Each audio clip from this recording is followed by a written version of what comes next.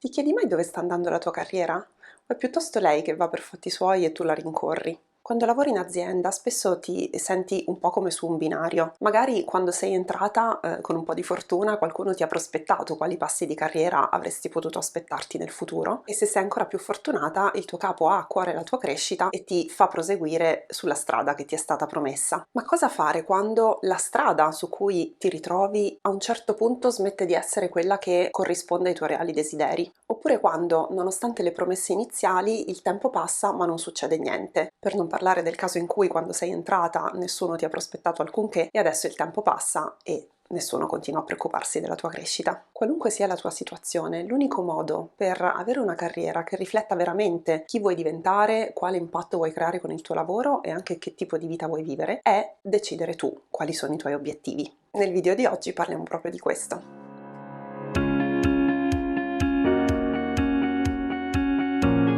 Ciao e bentornata sul mio canale. Io sono Eleonora Leonardi e sono una leadership coach al femminile. Aiuto le donne a trovare la realizzazione professionale e personale insieme grazie ad uno stile di leadership basato sulla sostenibilità, la consapevolezza e l'autenticità. Nel video di oggi parliamo di come scegliere i tuoi obiettivi di carriera quando lavori in azienda e la prima questione da trattare è: perché dovresti darti degli obiettivi di carriera se lavori in azienda? I motivi secondo me sono tre. Primo, perché non è affatto detto che qualcuno ci penserà per te. Secondo, perché non è affatto detto che gli obiettivi di carriera che qualcun altro, tipo il tuo capo, penserà per te, siano coerenti e allineati con chi tu vuoi diventare in azienda e che genere di persona vuoi diventare nella tua vita e nel tuo futuro. Terzo, perché per prendere oggi decisioni inerenti alla tua carriera devi sapere in che direzione vuoi andare nel futuro. Come fai altrimenti a decidere se un cambio di posizione, una promozione o una posizione in un'altra azienda sono decisioni giuste per te in questo momento? Quindi come fare a scegliere i tuoi obiettivi di carriera? La prima cosa a cui pensare, la più importante di tutte, è la tua visione.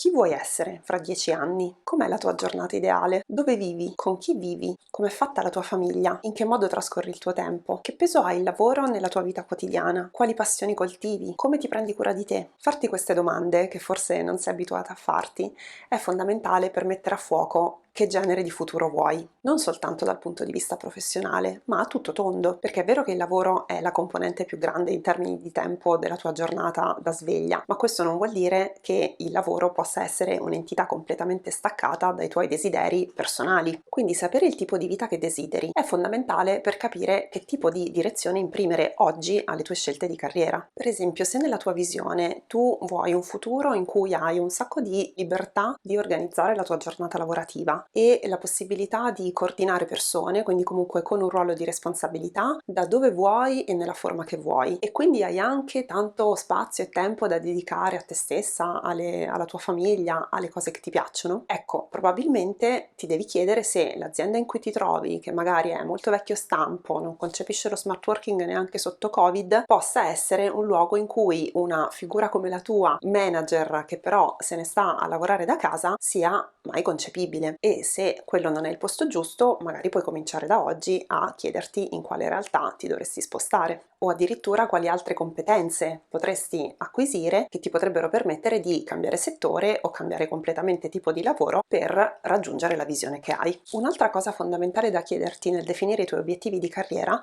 è qual è lo stile di lavoro che veramente ti piace. Hai bisogno di autonomia come hai bisogno dell'aria? Ti piace la varietà? Sei portata per il coordinamento, per le relazioni, per la risoluzione dei problemi? O viceversa, sei una che ama i lavori di approfondimento, di profondità, di analisi? E poi ci sono altri aspetti. Ti piace stare in ufficio? Ti piace il contatto quotidiano con i colleghi e magari anche con altri dipartimenti? O sei una che ama lavorare in solitaria e preferisce, se può, anche starsene a lavorare da casa? Ti piace viaggiare? Vuoi spostarti molto? Oppure vuoi una certa stabilità e sapere che tutti i giorni avrai la tua scrivania dove puoi mettere la tazza con le tue penne? Senti il desiderio di esposizione? Vuoi essere molto visibile in azienda? O ti piace stare ritirata? Queste e tante altre domande sul modo in cui ti piace lavorare sono fondamentali per capire veramente qual è il tipo di progressione di carriera che fa per te, che non è detto sia la stessa idea di carriera che l'azienda ha per te. Per esempio, se tu sei molto portata per la gestione dei progetti, la pianificazione, l'organizzazione, la facilitazione di relazioni, forse non è il posto giusto per una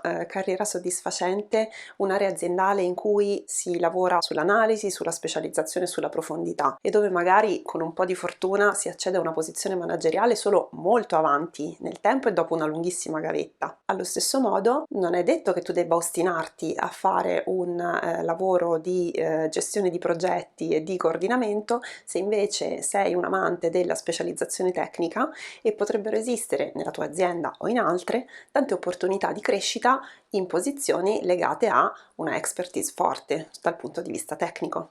Terzo aspetto, valuta quanto le tue competenze sono già mature rispetto alla direzione in cui vuoi andare nella tua visione. Questo per un motivo molto pratico. Se nella tua visione tu vuoi essere la proprietaria di un'azienda che si occupa di un settore in cui tu non hai mai lavorato nemmeno un giorno, è chiaro che tu hai 10 anni di tempo per fare tutto, acquisire le competenze di base, fare tutta la strada necessaria per diventare esperta, acquisire competenze imprenditoriali e poi creare la tua società. Se invece il tipo di crescita che vuoi è manageriale, ti puoi chiedere a che punto sei nella maturazione delle tue competenze di leadership. Quanto sei capace di dare feedback in modo efficace e costruttivo senza terrorizzare gli altri? Quanto sai effettivamente delegare? Quanto sai facilitare le relazioni? Quanto sai gestire un capo molto esigente senza morire tu di lavoro o far morire il tuo team? Quanto sai gestire eventuali situazioni di disaccordo, incomprensione o conflitto? Quanto sai pianificare e organizzare il lavoro in modo sostenibile? Tutte queste domande ti servono per capire qual è il gap eventuale che tu hai bisogno di colmare per raggiungere la tua visione del futuro e di conseguenza inserire queste azioni di riempimento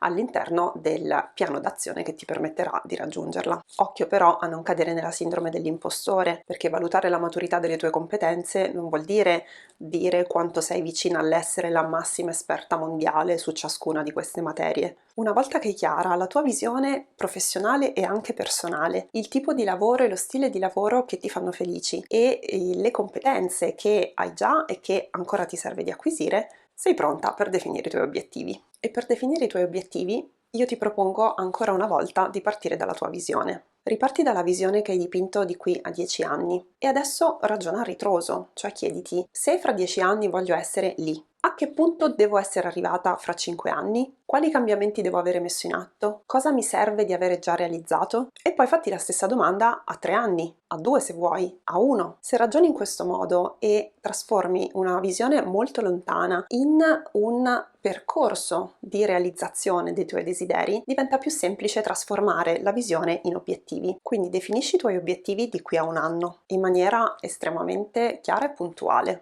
E poi prova a fare lo stesso anche per gli orizzonti temporali un po' più lontani. Ragiona sui tuoi obiettivi a 3 anni, sui tuoi obiettivi a 5. Lancia il cuore oltre l'ostacolo e ipotizza degli obiettivi a 10 anni. Ti sembrerà difficile, molto difficile e magari anche un po' inutile, ma ti assicuro che non è così. Perché quando metti a fuoco quello che vuoi veramente, la tua visione, e metti a fuoco anche come raggiungerla, quindi i passi concreti necessari per raggiungerla, è come se avessi già fatto un pezzo di strada, perché hai trasformato qualcosa di nebuloso, lontano, che tante volte ti può sembrare impossibile, in dei passi chiari, definiti e sulla carta perfettamente raggiungibili. E questo ti predispone a un atteggiamento mentale molto più pragmatico e deciso di quello che non avresti se semplicemente continuassi a sospirare su un generico desiderio lontano e non ti chiedessi mai con quali passi realistici potresti raggiungerlo. Ultimo step di questa epica fatica che ti sto facendo fare: definisci un piano per raggiungere i tuoi obiettivi. Gli obiettivi infatti sono il cosa vuoi ottenere, ma il piano d'azione è il come. Nel tuo piano d'azione inserirai chiaramente azioni, quindi cose che devi fare tu e tu sola per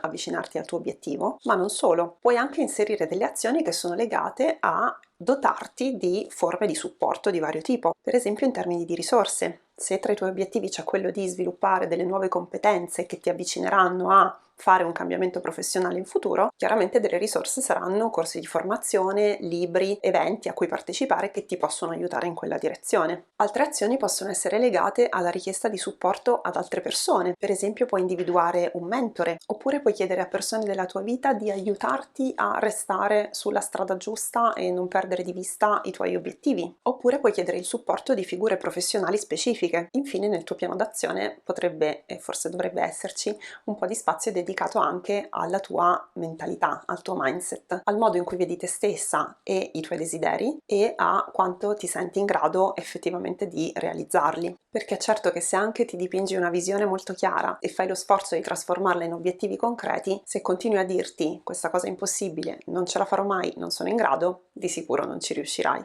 Eccoci qua, adesso hai il tuo piano d'azione, per cui l'unica cosa che ti manca da fare è cominciare subito. Qual è la prima cosa che farai? Prima di andar via non dimenticarti di iscriverti al canale e di cliccare sulla campanella, così riceverai le notifiche ogni lunedì mattina quando c'è un nuovo video per te. E se ti va, lasciami un mi piace o un commento in cui mi fai sapere come sta andando la tua avventura di definizione di obiettivi. Io ti saluto e ci vediamo la prossima settimana. Ciao!